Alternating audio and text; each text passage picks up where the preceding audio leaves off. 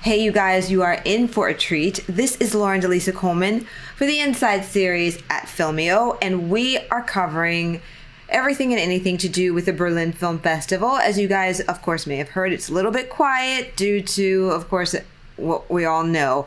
But the sales and everything, I mean, that everybody's reporting, all the interaction and more around the films themselves is really, really hot. And so we're just thrilled to be able to talk to different filmmakers who are kind of, I guess, virtually attending and have their films at the film festival. And I have my next filmmaker with me, who is Nicolas Boucher. Nicolas, thank you so much for taking the time out. He is talking with us right now from Berlin, kind of evening his time, afternoon, New York time. So Nicolas has a film in the festival called, and I just want to make sure I get it right, Nada Para Ver Aqui, which translates to Nothing to See Here from Spanish to English. And so Nicolas, thank you so much again for talking with us about your film. Let's kick it off by giving our viewers a quick synopsis on Nothing to See Here. Sure. So thanks for having me.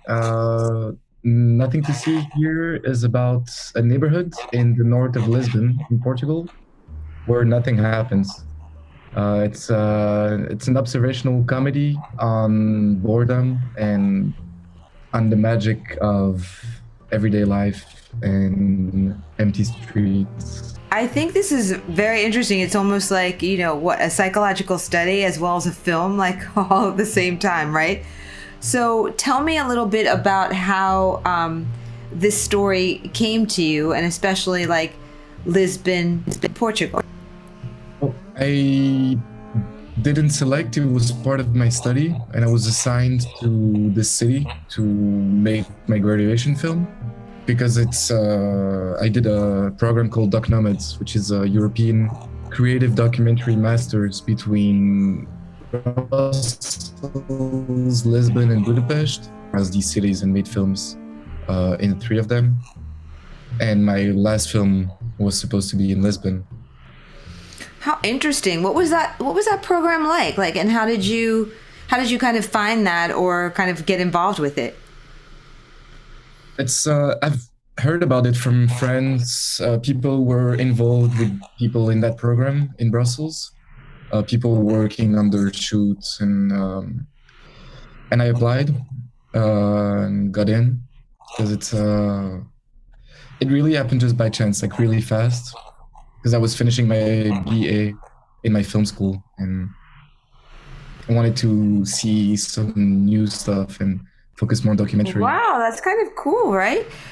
Because Nicolas actually went to film school in Brussels. And so to go back, so you were given the assignment of this city, but then how did you decide on this topic in this city? Because, I mean, I think that when you think of Lisbon, you might think of, I don't know, Madonna lived there for a little while, or just whatever. It's the main city in Portugal. I had the opportunity to go to Portugal to speak for the first time ever last September, but it was Porto, so right on the ocean for the most part. So yeah, I mean, why is there nothing to do in Lisbon? I'm really curious about this and think it's just like such a cool approach. Well, it's not really Lisbon. It's the periphery of it. It's a residential area in the north of the city, next to the airport. I didn't want to make a film about nothing or about this in the beginning. I just wanted to make a film around my house, and I moved in that place by chance. I didn't know the neighborhood. I just found a cheap rent because the rent in the center of the city are getting way too expensive for students to afford. And yeah, because it was COVID also, with the lockdown, and I had to make a film.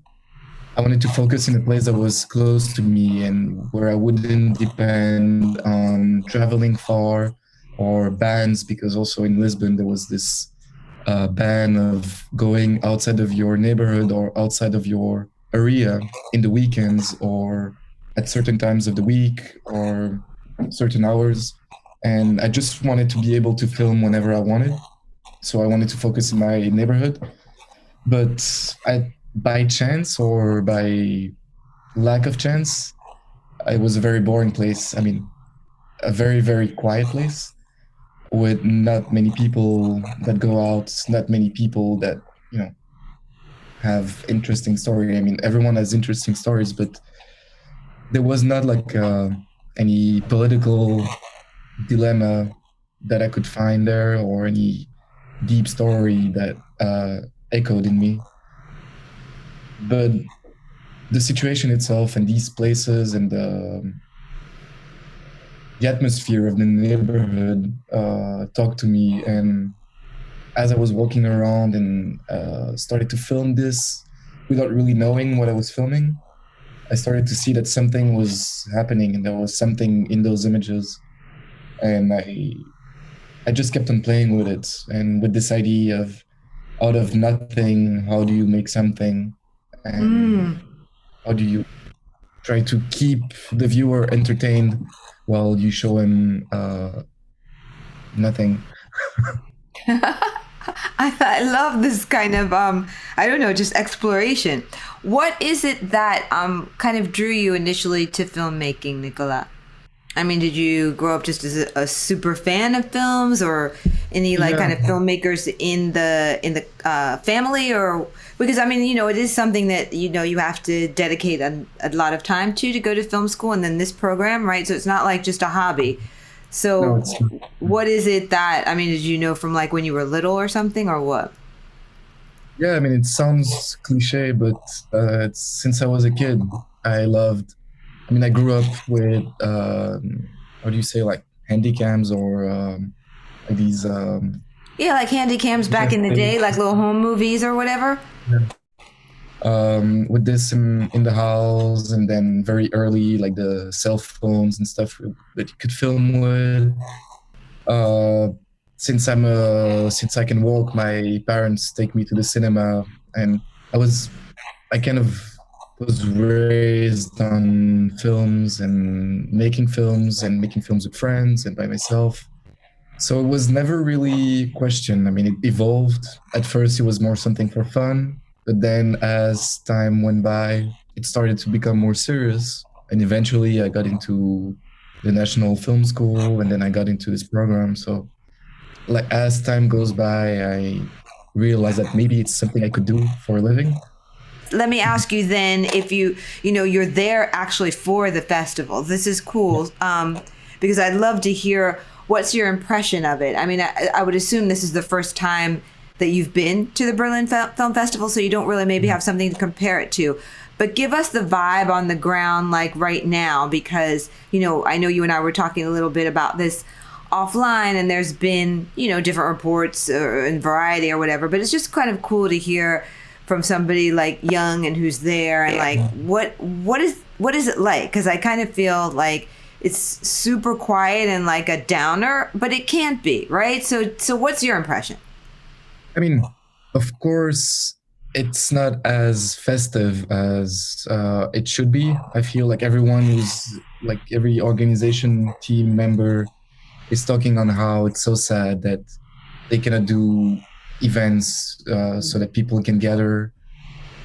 But I think everyone is very, very happy to be able to come to the festival and to see the films on the screen, to share a room with the people. It's something completely different than watching a film on your computer, because Right. it doesn't make you feel like you're in a big festival if you look, the official selection of Sundance on your computer.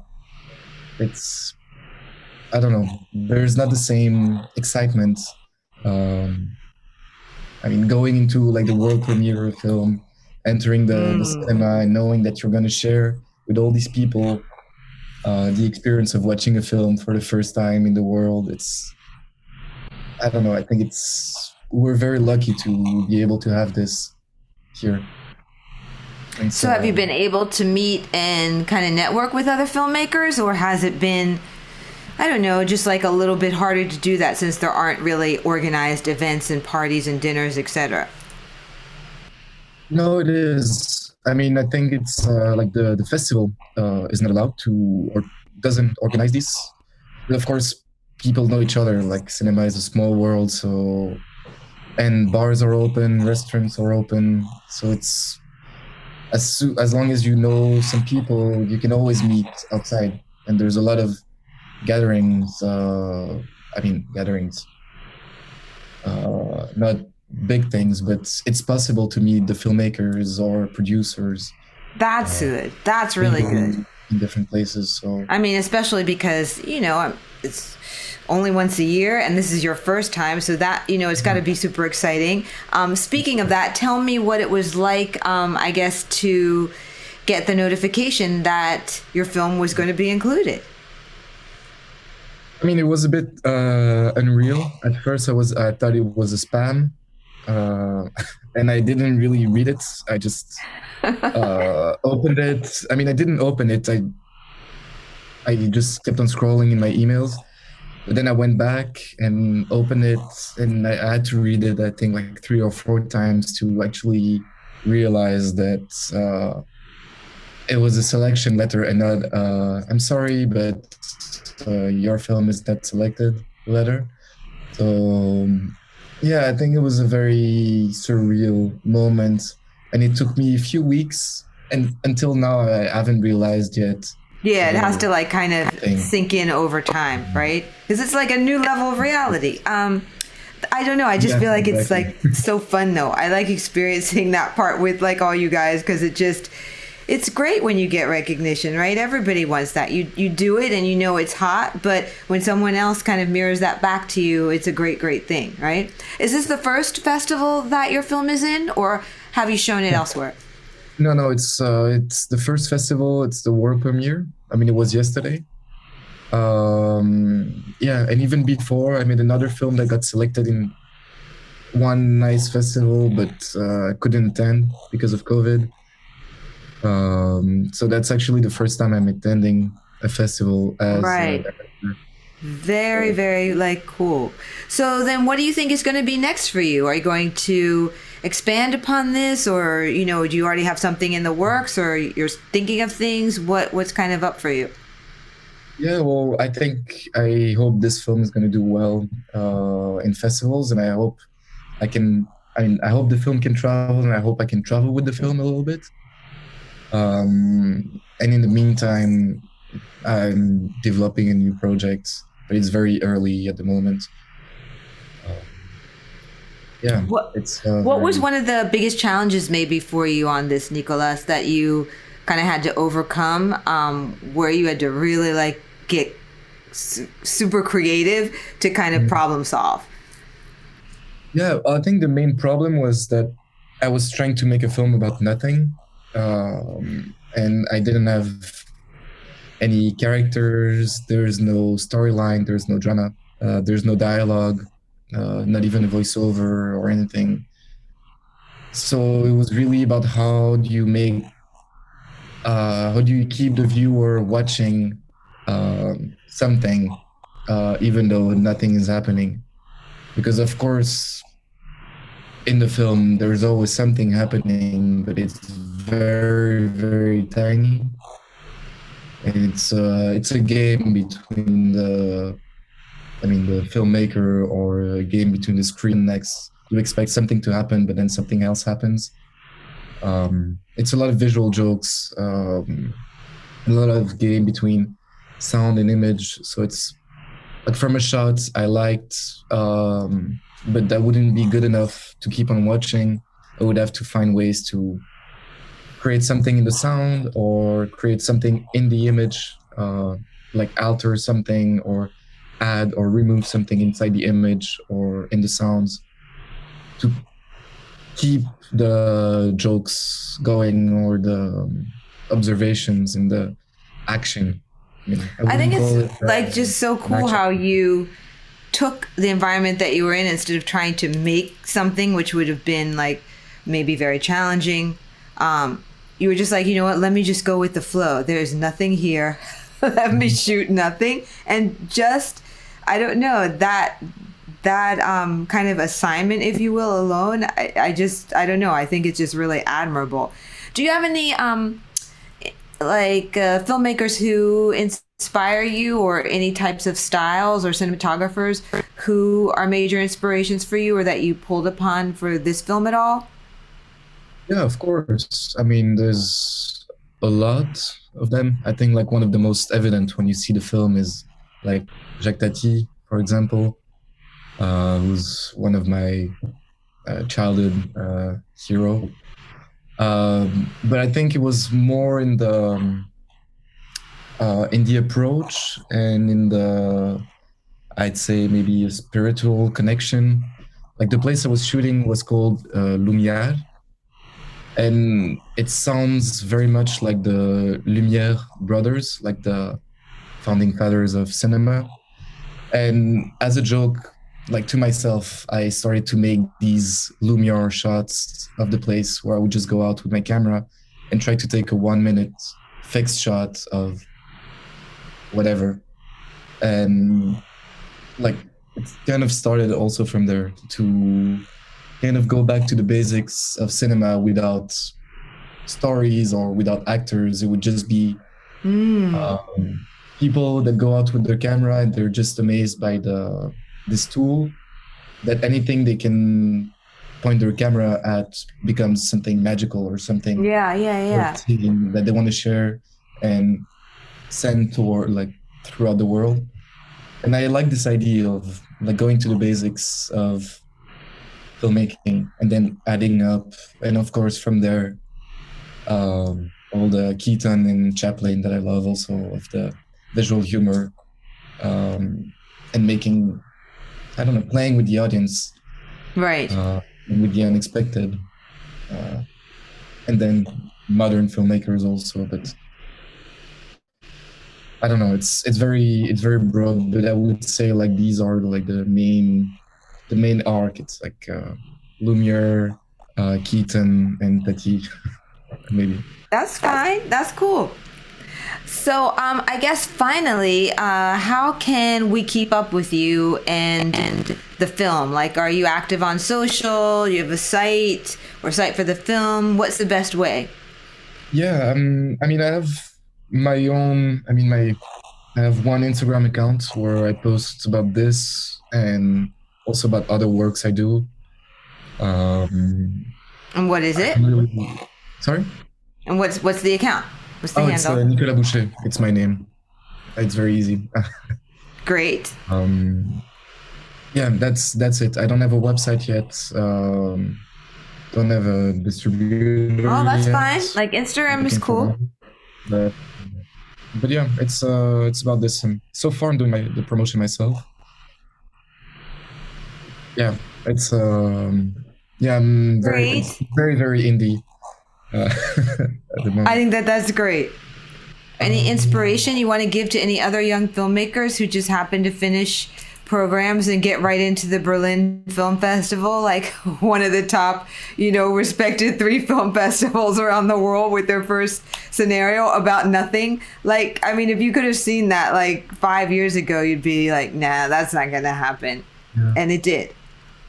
I mean, I think yeah, it's also for me. It's very weird to be in this festival with this film, but I think maybe what I would like to say is if I really try to stay honest with myself and to keep also to remind myself after these years of school that I make films because I like making films and that filmmaking needs to be a pleasure, and something you really want to do, that you really want to enjoy doing. And I didn't want to suffer while making the film. So I only made stuff that I really wanted to make when I wanted to make them, which is a luxury, of course. But yeah, I think that's the main thing I learned is to stay childish and like keep this kind of sense of wondering or amazement, Yeah. for the simple things and keep the joy when you make stuff. Yeah, I think that's a good piece of advice for filmmaking, for life, for everything. Like not suffering and really just that's why I said I just think it's so commendable that you were somewhere and instead of trying to create something and force it, you were just like, let's just capture and go with what's here. I don't think I've ever heard that so far in this series. And so I can see why Berlin picked it, because how many films are going to be about like nothing or just watching, you know, what's going on, but doing that in a way that is very compelling. It's art, really, you know, I mean, in like maybe the most abstract sense of the word, because I was reading a quote a couple of months ago that a dancer said that she feels that every movement that a human being makes is divine and glorious just because you're human and you're moving. Just walking should be considered that. And so I think, you know, when we begin to think on those levels, life just becomes a lot more magical. And I think we need that magic now more than ever, for sure. So Nicola, I can't thank you enough for taking all the time there. I guess you'll probably be maybe heading out to dinner there now. I don't know. It's almost 8 or chilling. But I'm so glad that you could have your world premiere. And yeah, I'm really looking forward to seeing what you do next. You guys definitely follow him on Instagram. Again, the name of the film, well, translates into Nothing to See Here, but Nada Para Ver Aqui is the original title. And so, yeah, thanks for watching. We're going to be bringing you even more during the Berlin Film Festival. Thank you, Nicola, again. And I am Lauren Delisa Coleman for the Inside series here at Filmio.